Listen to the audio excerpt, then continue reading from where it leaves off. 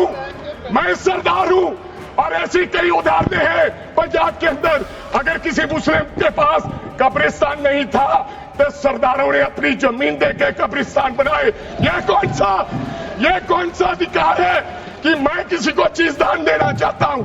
और इसको कौन बताएगा? रिजू साहब ये बताएंगे कि ये प्रैक्टिसिंग मुस्लिम है या नहीं है? यह सरासर अन्याय है। आज गृह मंत्री साहब ने कहा गवर्नमेंट प्रॉपर्टी पर किसी का अधिकार नहीं है, पंचायत की जमीन कोई दान नहीं दे सकता है। मैं आपको इसके पीछे लोचा क्या है, इसके पीछे छुपा हुआ राज क्या है? अगर वक्फ बोर्ड नहीं छीनोगे, अगर जमीनें नहीं छीनोगे, तब तक मुसलमान आपके सामने झुकने वाला नहीं है। भाई धन्यवाद सर, आपने मेरे को बोलने का अवसर दिया। मैं ज्यादा रेपिटेशन ना करते हुए सीधा बिल का विरोध करने के लिए खड़ा हुआ हूं।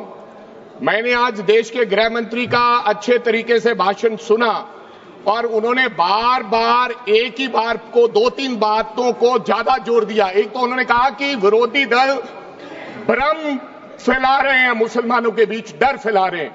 ये हमने फैलाया हुआ डर नहीं है। जब देश के मुसलमान को लगा कि देश में बीजेपी में 240 संसदों में एक भी मुसलमान सांसद नहीं है, हमारे लिए जगह नहीं है, तो वो डरने लगा। जब आपने कब्रिस्तान की बात की, आपने शमशान घाट की बात की, तो वो डरने लगा। जब गोधरा हुआ, जब मुजफ्फरनगर हुआ, जब दिल्ली हुआ, जब हरियाणा मेवात में दंगे हुए, तो देश का मुसलमान डरने लगा। और फिर क्या कहा गृह मंत्री साहब ने? आज गृह मंत्री साहब ने कहा कि 2013 का बिल अगर नहीं आता, यूपीए नहीं लेकर आती, तो आज इस बिल की जरूरत नहीं थी। क्यों बिल लाए? क्योंकि आपको पता चल गया कि देश का मुसलमान हमारा साथ नहीं दे रहा। हमने हथकंडे अपना लिए, हमने आरएसएस की नीति अपना ली, हमने डंडा अपना लिया, दंगे हो गए, लेकिन मुसलमान हमारे साथ आने के लिए तैयार नहीं है।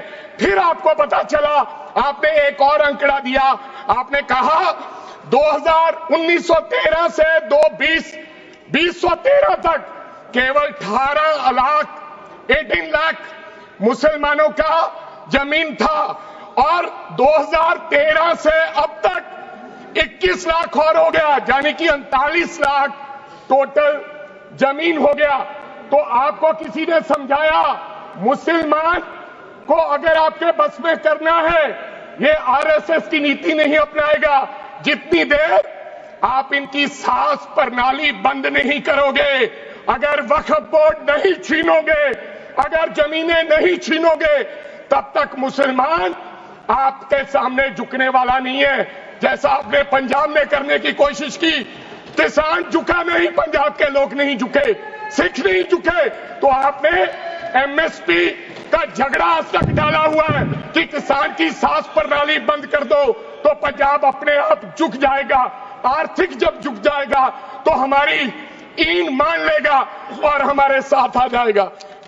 आदरणीय सर, आपने बार बार कहा, आज गृह मंत्री साहब ने कहा गवर्नमेंट प्रॉपर्टी पर किसी का अधिकार नहीं है, पंचायत की जमीन कोई दान नहीं दे सकता है। मैं आपको इसके पीछे लोचा क्या है, इसके पीछे छुपा हुआ राज क्या है? 1947 में जब बंटवारा हुआ था, 47 से लेकर 1954 तक सारी प्रॉपर्टी गवर्नमेंट के नाम हो गई थी। उसके बाद 1954 में एक्ट बना, तो वो एक्ट में सर्वे हुआ 1961 टू 1970। सर्वे किसने किया?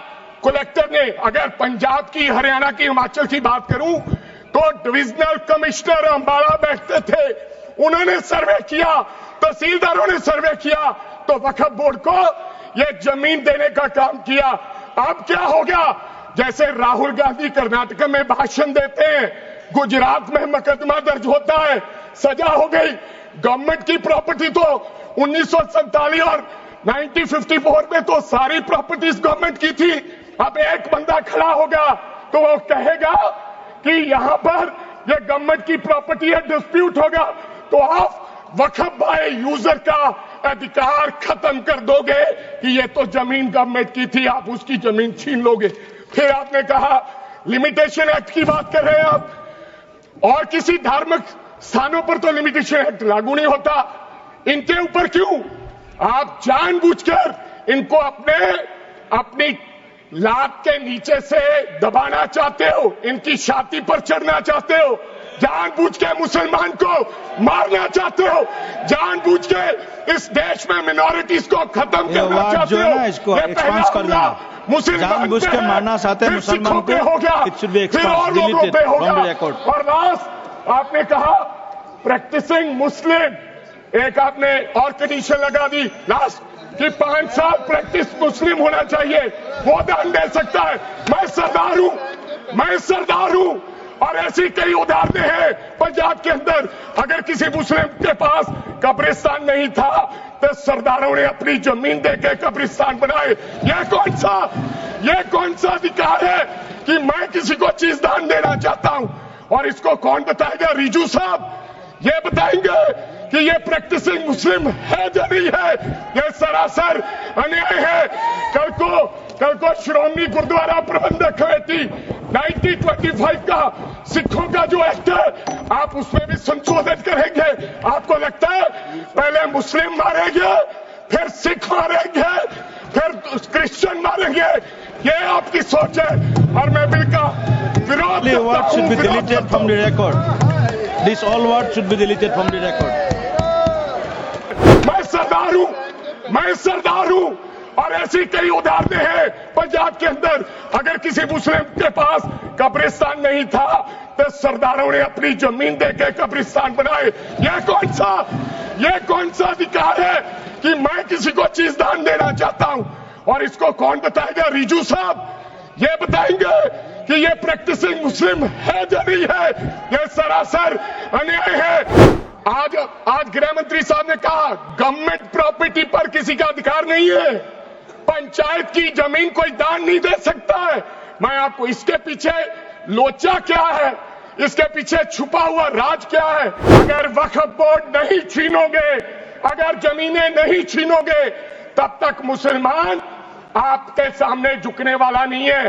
जैसा आपने पंजाब में करने की कोशिश की, किसान झुका नहीं, पंजाब के लोग नहीं झुके, सिख नहीं झुके, तो आपने एमएसपी का झगड़ा आज तक डाला हुआ है कि किसान की सास प्रणाली बंद कर दो तो पंजाब अपने आप झुक जाएगा।